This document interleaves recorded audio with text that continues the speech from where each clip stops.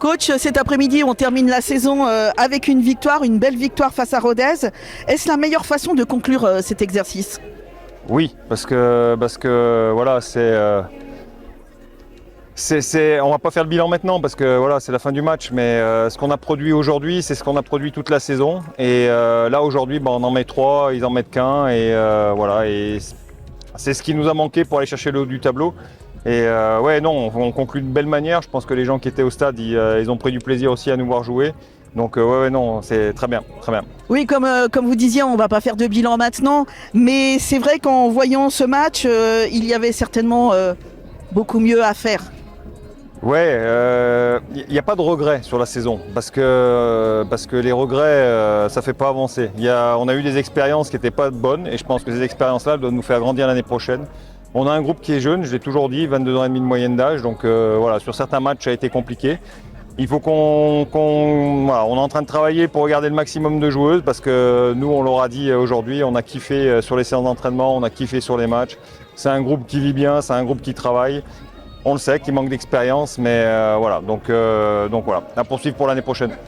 Et les points forts et les points faibles sur cette saison, on peut faire déjà... Les points forts, la qualité du jeu, je pense que quand même, ça a été quand même, ça a été déterminant sur la saison. Après, ouais, non, les points améliorés, ça serait, voilà, c'est l'expérience. Mais là, elles viennent de faire une saison en seconde ligue. Voilà, on a dans l'optique de garder 70% de notre effectif. Donc voilà, elles ont pris un an de maturité et je pense qu'elles vont s'améliorer l'année prochaine par rapport à la gestion. Plus de 3 renforts normal, mais voilà, on y travaille dessus depuis un bon petit moment, donc ça va être des bonnes choses. C'était votre première saison au TEGG donc avec ce groupe.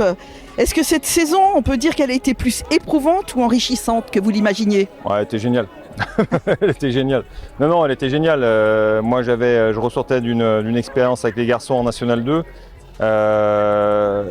J'avais besoin de fraîcheur et j'ai trouvé la fraîcheur à Thonon, pas dans les montagnes, mais à Blonay sur les terrains d'entraînement et sur les matchs. Non, c'était génial.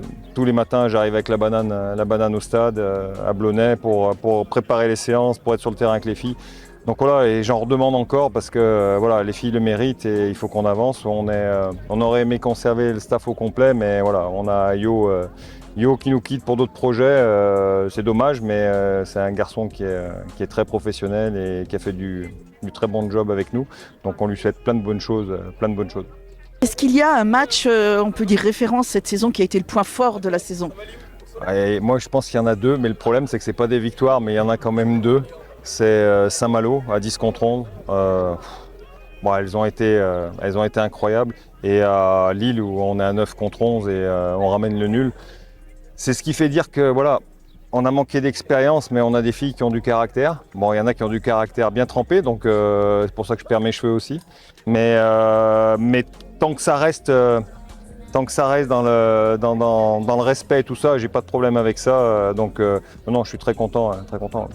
Merci coach et mes félicitations pour cette belle saison et je pense qu'on va vous laisser travailler parce que je pense qu'à l'intersaison il y a pas mal de boulot pour préparer la prochaine. Mais oui, c'est ça. Merci beaucoup.